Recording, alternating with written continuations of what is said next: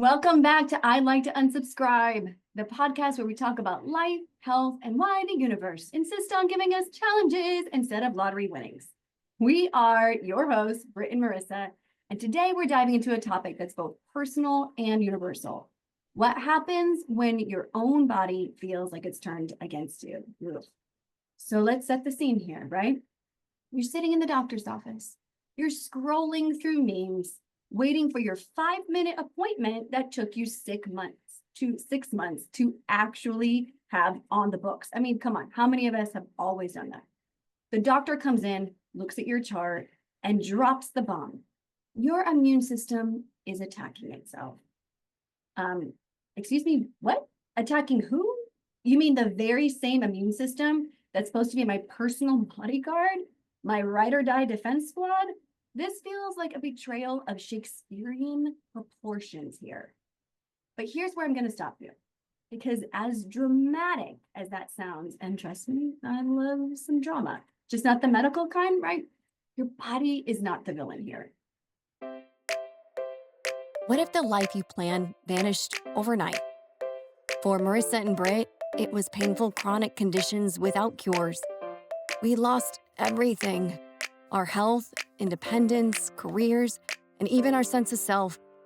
But in the wreckage, we found something unexpected: a chance to rebuild. Welcome to I'd Like to Unsubscribe, the podcast for anyone feeling stuck, lost, traumatized, or just straight up over it. This isn't about surviving illness or trauma. It's about ditching the toxic beliefs holding you back and even daring to dream again.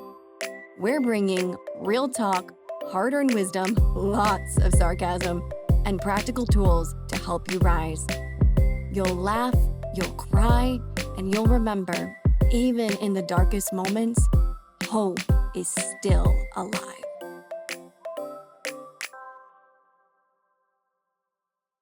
Today's episode is brought to you by the Lupus Foundation of New England. If you're experiencing lupus symptoms or feeling alone, they're here for you. Get support, education, and resources to help you navigate your journey. To learn more, visit lupusne.org. That's lupusne.org today. And girl, like, your body is not the villain. That's really hard to hear. I think especially if you have like autoimmune, because you hear it all the time. So I'm going to jump on that. And I just want to start sort of from the ground up, because let's look at the definition and how autoimmune and a lot of chronic illness is framed like in society by doctors and books and all over social media. So an autoimmune disease occurs when the immune system mistakenly attacks the body's own healthy cells, believing them to be harmful invaders. That definition alone sort of sets us up to believe that our bodies are the enemies and that they're waging war against us, like the call is coming from inside the house, right? And when you think about it, like, that is a terrible way to frame it. So from go, I feel like it creates this subconscious belief that our body is an adversary rather than our partner.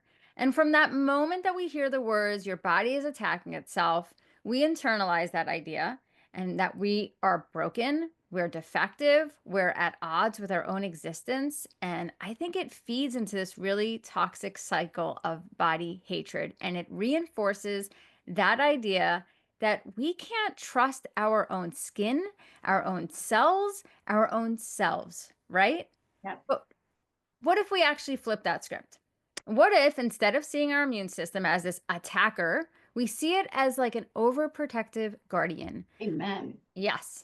A hyper-vigilant but well-intentioned, slightly confused bodyguard who's really good looking, who is just trying to do its job, albeit a little bit too aggressively. Your body isn't attacking you. Instead of us saying that it's attacking us, it's attacking us, what if we say it's confused, it's overcompensating, it's trying to protect you in the only way that it knows how, even if it's getting it wrong? And that's a huge distinction. And acknowledging that distinction allows us to change our mindset, because we can finally stop seeing our bodies as the enemy and we can actually start working with our body instead of against it. Yes, that's exactly it. Because your body isn't plotting against you like some mustache twirling cartoon villain, right? It's more like this really super dedicated intern who took their job way too seriously and is now doing way too much. It's showing up early, it's staying late, it's working overtime, trying to keep you alive. Is it making mistakes? Yes. Big ones? Also, yes. But betrayal? Absolutely no. Think about it. Your heart is still beating. Your lungs are still doing the whole breathing thing, right? Your muscles are carrying you, even if they occasionally threaten to go on strike like mine did for the last couple of days. Your body is always advocating for you, even if it's reading the instructions kind of upside down. And yet, what do? We detach or we disassociate from our body, seeing it as something separate rather than a part of who we are, right? We're triune, but we see it as this total separate thing. We stand in front of the mirror. How many of you do this? I mean, I would never do this, right? We stand in front of the mirror and we insult it. We talk to our bodies like they're our worst enemies. Okay, so imagine if you spoke to your best friend the way that you talk to yourself, okay? Ugh, Marissa, oh God, you just look so terrible today. That outfit's really gross. And wow, your stomach is really annoying me today. Hmm. Yeah. Y'all, you would have no friends, zero friends, right? And so this kind of reminds me of a case that I had when I worked as an attorney. One I'll never be able to forget it. A mother had 3 children, but it was painfully clear that she despised, like really rejected her oldest daughter. The daughter was this kind of classic older sibling. She was really loyal, overachieving. She was always trying her best. She was so sweet, but she had these developmental delays and she was neurodivergent. She struggled to keep up with her siblings, and her mother saw that all as failure.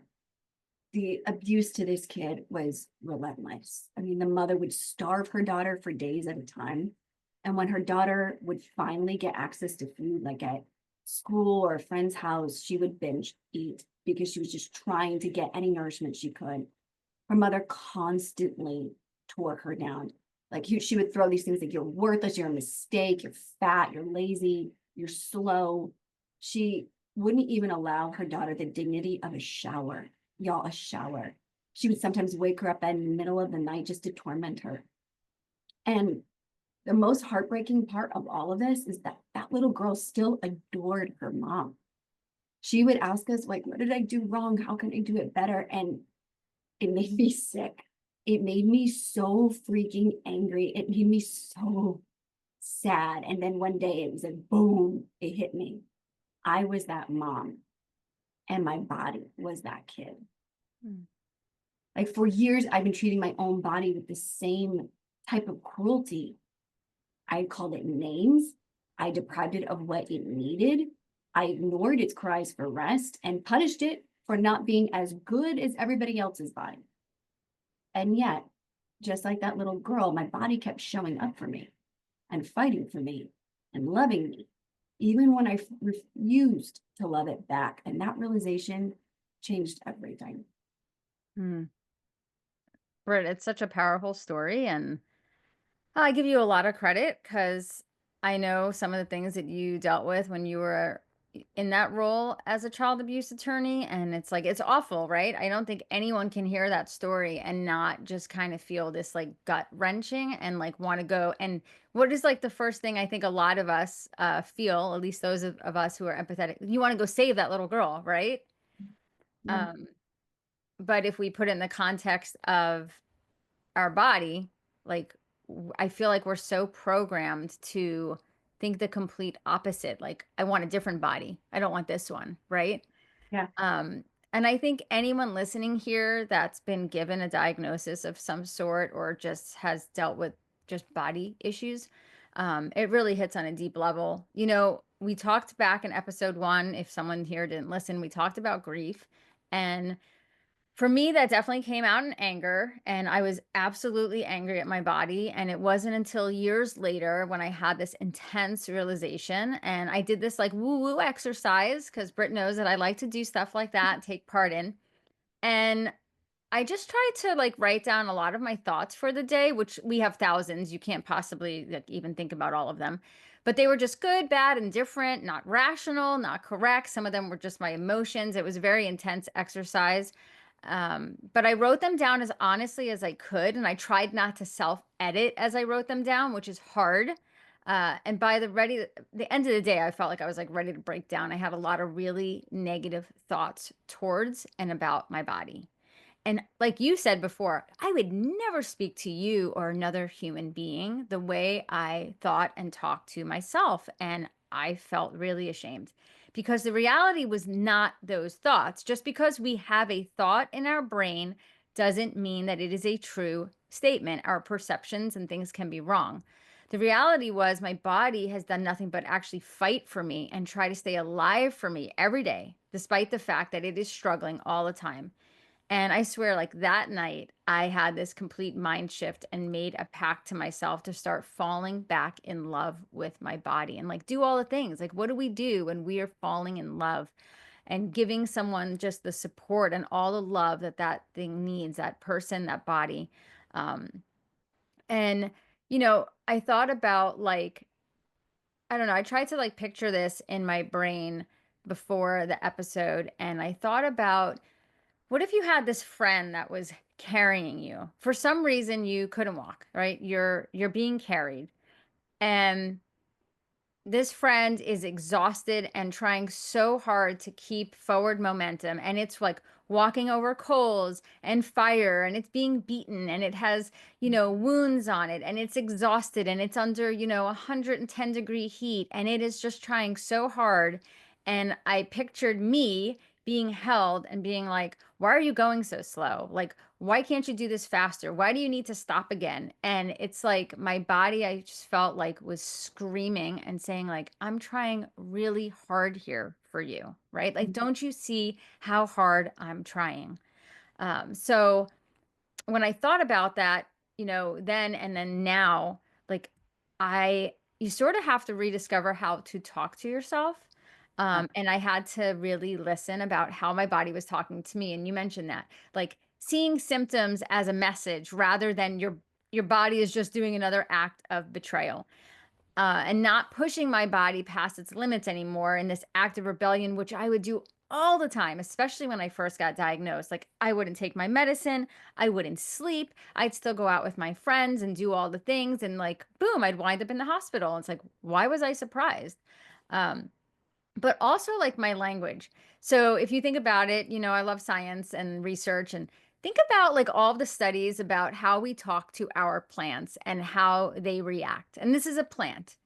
If science can prove that how we speak to plants, or if we play plants certain music, they thrive, they grow, they do really well compared to those that are played other types of music or are spoken to negatively, and that's a plant. So why do we not stop and think, well, how does our body react based on how we're talking to it and how we're thinking about it? Because negative self-talk, it isn't just an emotional burden, it has real measurable effects on physical health.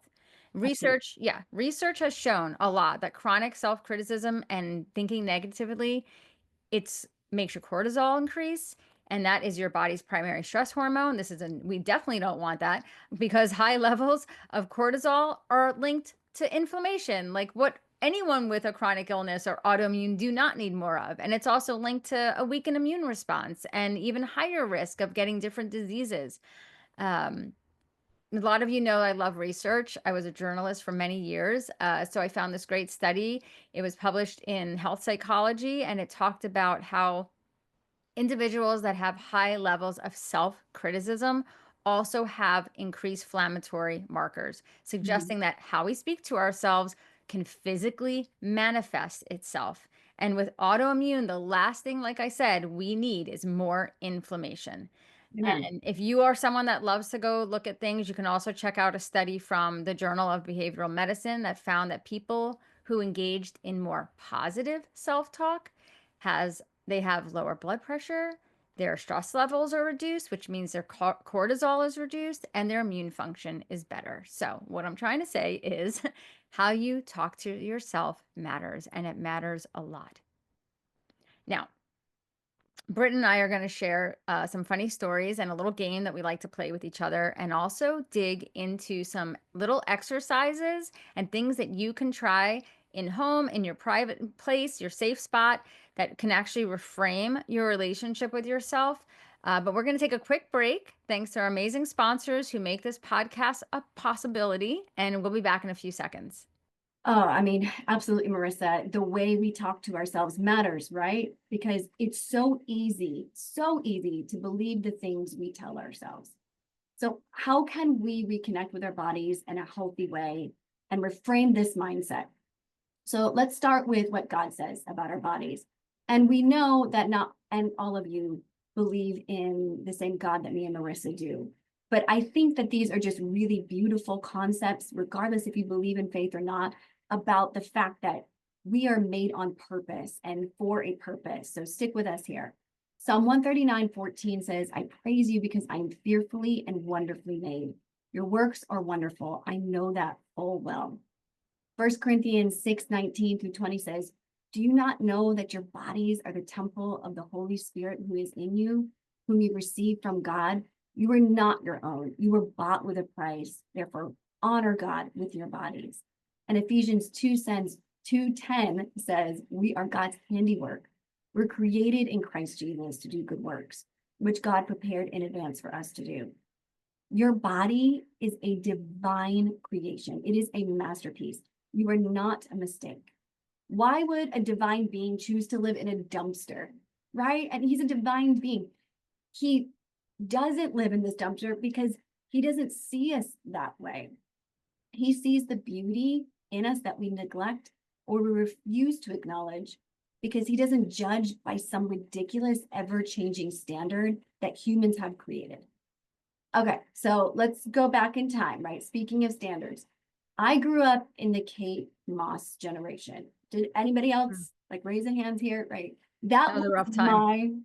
this was my go-to. This was our beauty icon, Mm. Kate Moss. This stick thin waif look, right? This was especially challenging time for me to be alive since the J-Lo generation was coming up, it was getting there, but my body did not resemble the, Kate Moss kind of prepubescent look, right? I didn't have that vibe going on. I had the curves. So I hated the way I looked because I had curves and society told me that those were wrong. Do you Mm. see that? So, well, look at us now, right? I just needed a few decades and then apparently I had the perfect body, right? It's not that my body changed that much. It's the fact that society decided it needed to change. The runway cannot have that much power over our minds. Victoria's Secret cannot determine whether I have an eating disorder or not. We give away too much of our own power to these things that are ever changing. Mm. Every time we do this, we give away our God-given power and our authority when we judge ourselves. Mm. And I mean, Britt, like judging ourselves, obviously we all do it on some level.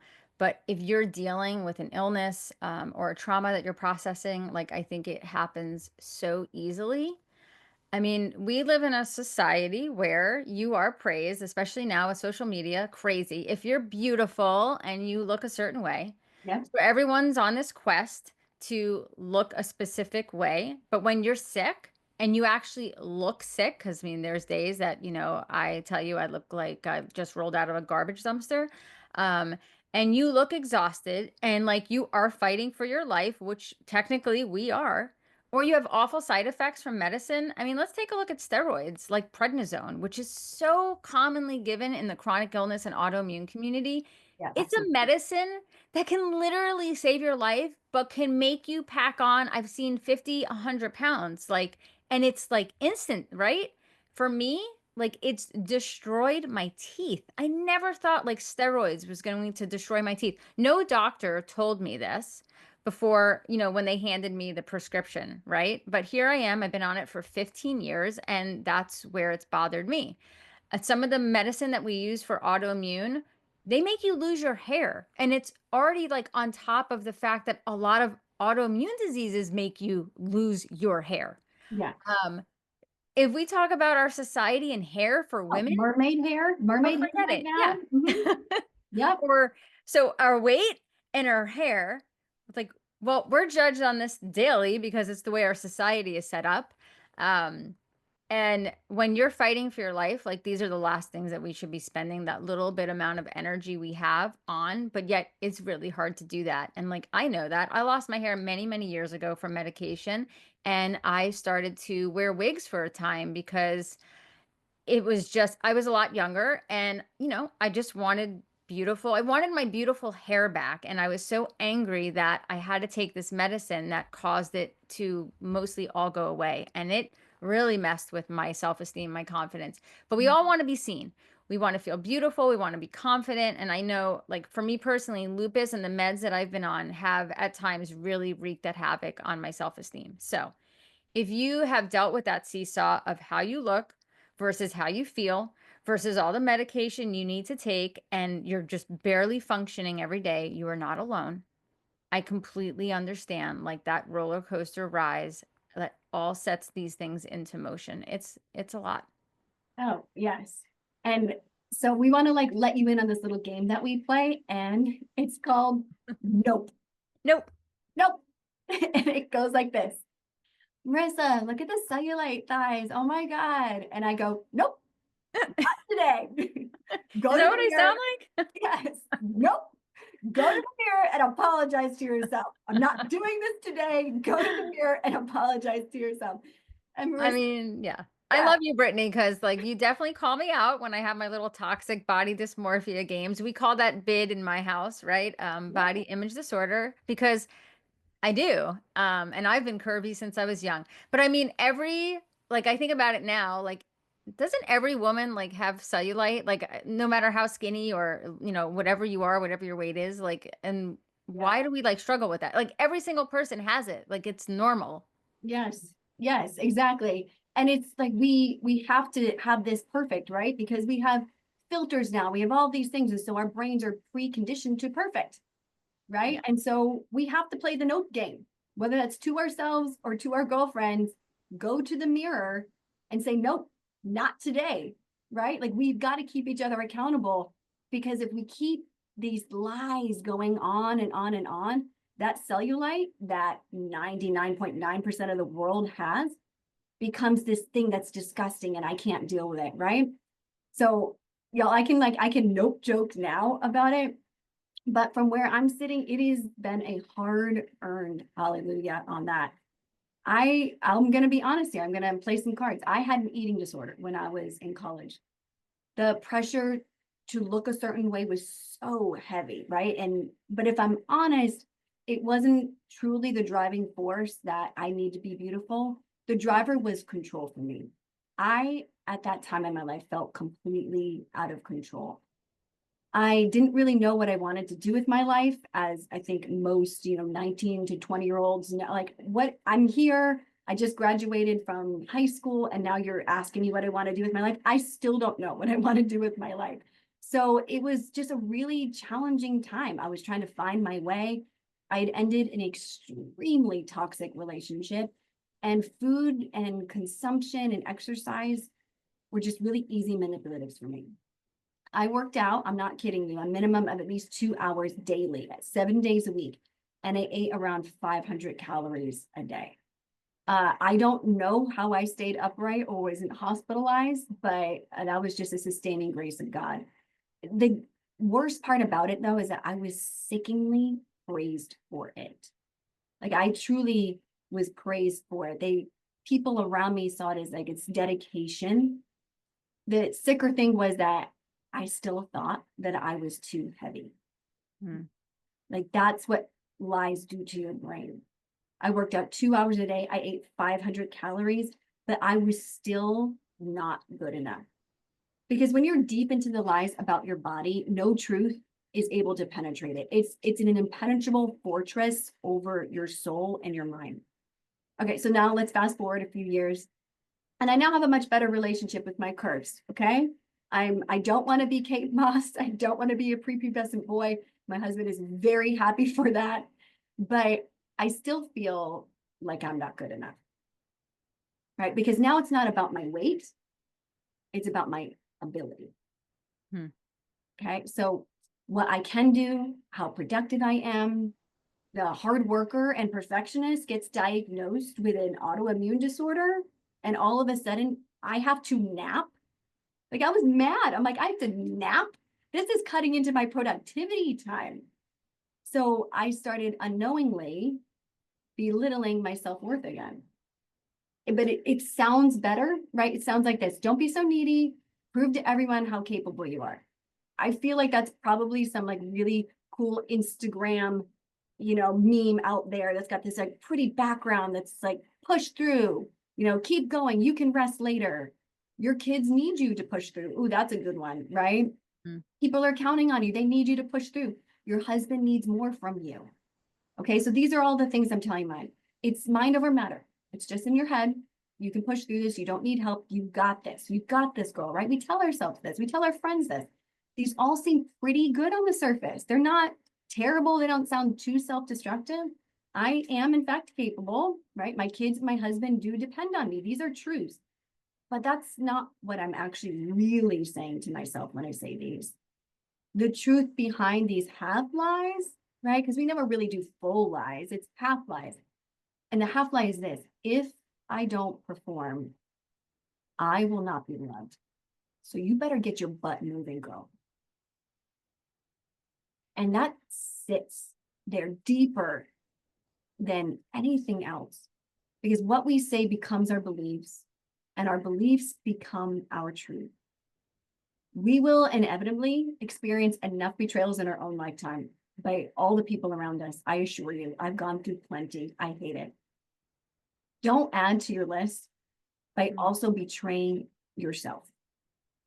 Because when we speak to ourselves with insults, it's actually an act of hate. And we only get sicker. We never get better from this. This never results in a better life, more joy, more happiness, a better balance. Never, never does it result that way. It's a terrible, terrible long-term motivator. Love is the core that will heal and make the changes you are really seeking. Yeah, I'm gonna jump in there, Britt, because you said something that just kind of piqued something in my brain here. Speaking of the brain, right? Like, so our episode is obviously I'd like to unsubscribe from feeling like my body hates me. But how do we actually really unsubscribe to that, right? So you were talking about your brain and like these half truths. And I think that's just been such a big area of my life lately. We'll talk about other reasons for that later, but not everything we think is true. Yes. And not every perception we have is based in truth. So I always keep reminding myself, is this based in truth? Where can I actually see if this is true?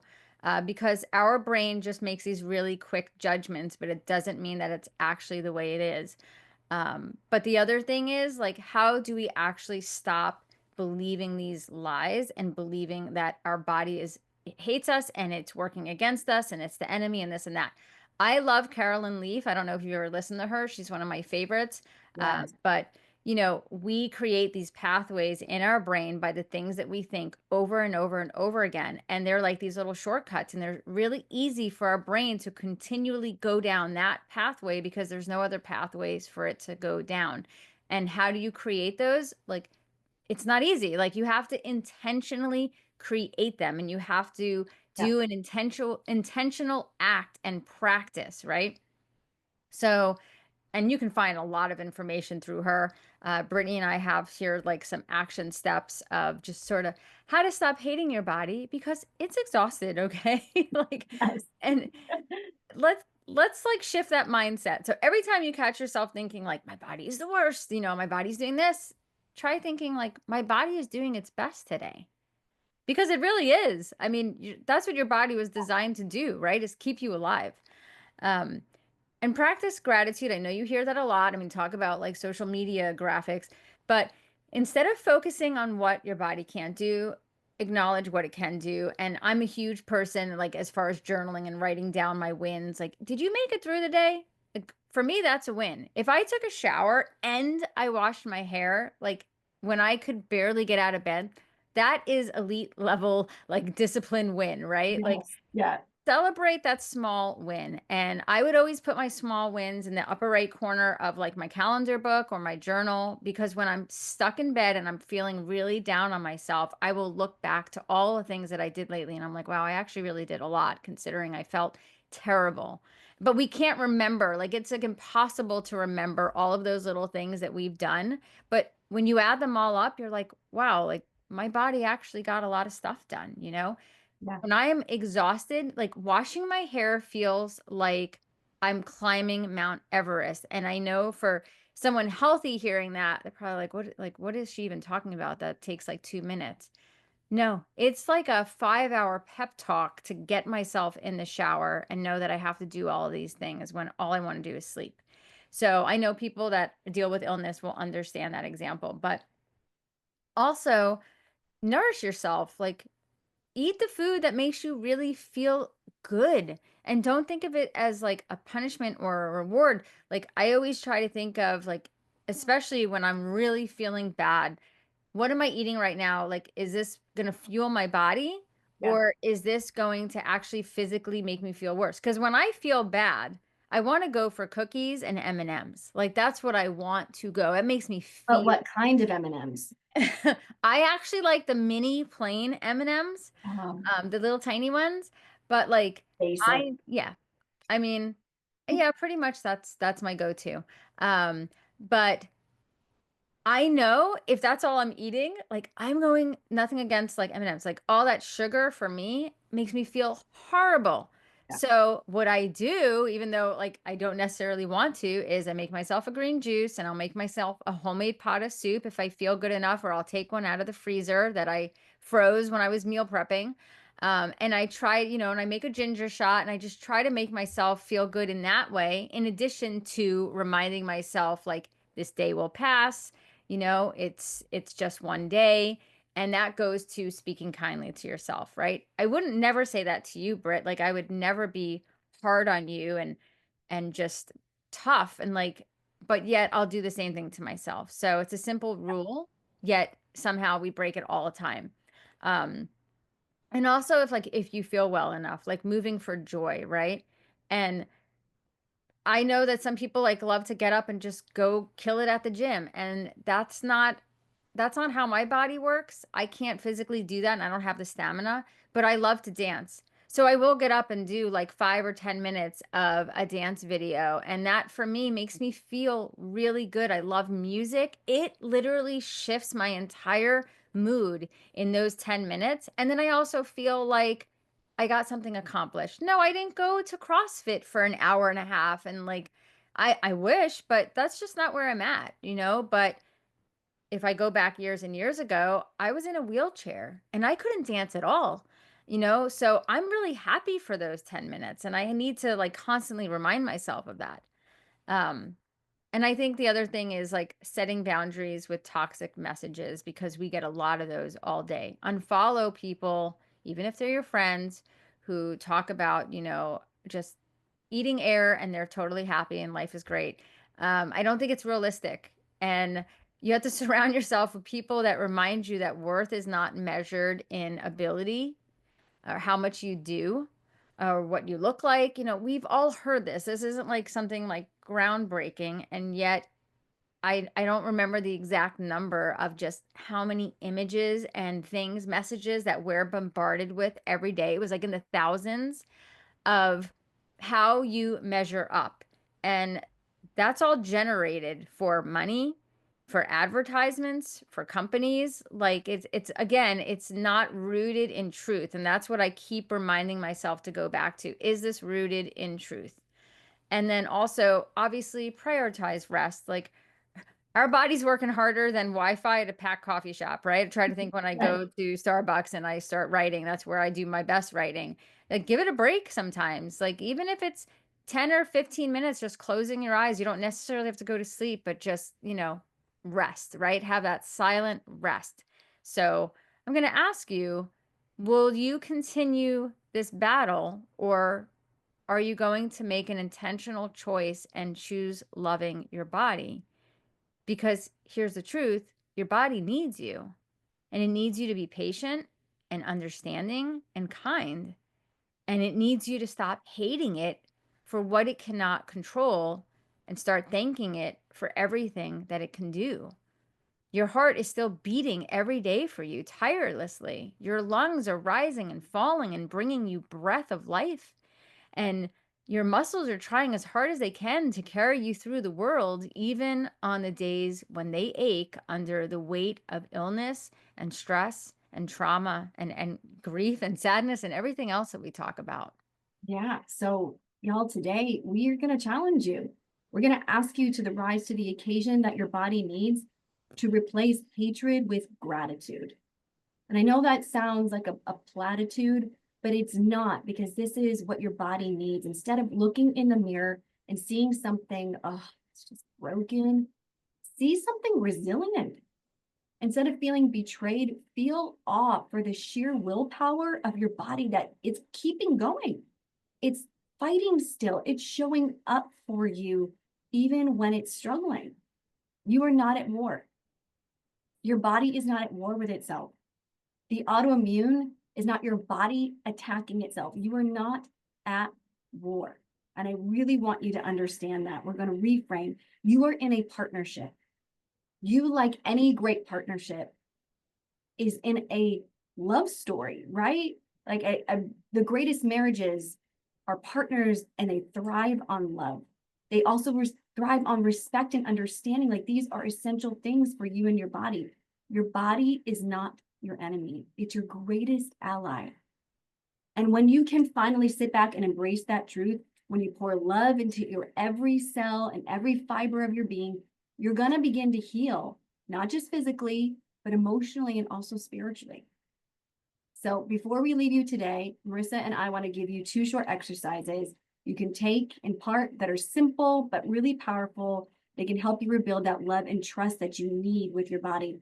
Because let's be honest, breakups are hard. And that's what this is. But making up, that's where the magic happens.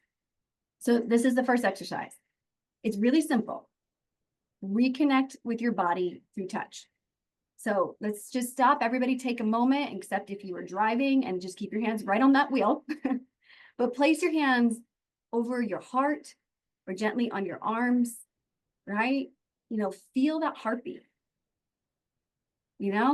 Luckily mine is not over 100 beats per minute today, but feel your heartbeat. Feel it. Feel your skin. Feel that. Your body is still here. This vessel is still fighting for you. The largest organ you have, it's still fighting for you. So say it out loud, even when it feels awkward at first. All right, so we're going to do this together. We can do it soft at first. Ready? My body is not my enemy. Take a breath with that. Again, my body is not my enemy. Get really weird in the car. Freak out the people that are next to you, right? My body is not my enemy. I want you to say it. I want you to feel this, right? The next, I choose to support my body with love and care. Just take a breath into that. I choose to support my body with love and with care. I am grateful for the ways my body shows up for me. Feel that skin, feel that heart. I am grateful for the ways my body still, after all of this, after all these times, after all these diagnoses, after all this trauma, my body is still showing up for me. Yeah, I love those, Brittany, and I'm so glad that you added them in there. And right before you mentioned those, you said this word that I feel like if you take anything else, if you take nothing else away except for this partnership, because like I think about me and you, or like think about you and your partner, or you and your spouse, or even you and like your favorite work buddy. If your partner was struggling, what's the first thing that like comes to your mind? Well, for me, I think for most of us, especially women, how can I help you? What's going on? What can I do for you? Can Yeah. I do this? Can I give you that? Like, why don't we look at it the same way as that when it comes to our body? So I don't know, I had that thought when you were talking about just partnership. And I'm going to jump in with the second awkward but amazing exercise that you can do. So maybe one resonates with you more than the other. You can try both, whatever feels comfortable to you. I want you to really consider, doesn't have to be long, but just writing a love letter to your body. And if you're like me, it probably sounds like so awkward to just even hear that, like a letter to myself. Well, yeah, why not? Like we write cards and letters to how many people in our life, right? Why not write something to ourselves? Um, it could be something easy, like just grab a quiet space, grab a journal or some paper, and take a deep breath and write a letter to your body, not as an enemy, but as a lifelong companion that you're spending this lifetime with. And I want you to focus on three areas in this letter, and that's acknowledge, recognize, and promise. So start with something like, Dear body, I know our relationship has been complicated, but here's what I want you to know. And then I want you to acknowledge the struggles. I know I've been frustrated with you. I know I've blamed you, resented you. I've even ignored you. I've pushed you to the brink. Like I would say, I've been angry at you. I didn't listen to the signs that you were trying to give me. I just basically ignored you, is what I did. And Yeah. then recognize what your body's done for you. But through everything, body, like you kept showing up. You keep breathing, you keep moving, you keep feeling. And even on my worst days, you've never once given up on me. You keep going. And then make that promise. I want to stop fighting with you. I want to learn how to support you. I want to learn how to listen. And I want to learn how to care for you the way you deserve.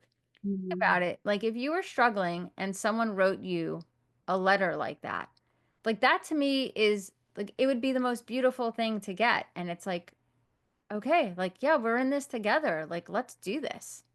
Yeah. Oh, that's so powerful. I love that.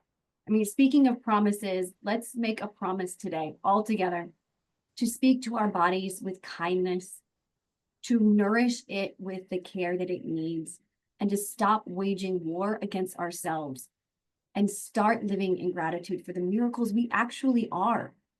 Your body is not against you. Our body is not the enemy. It's fighting for you always.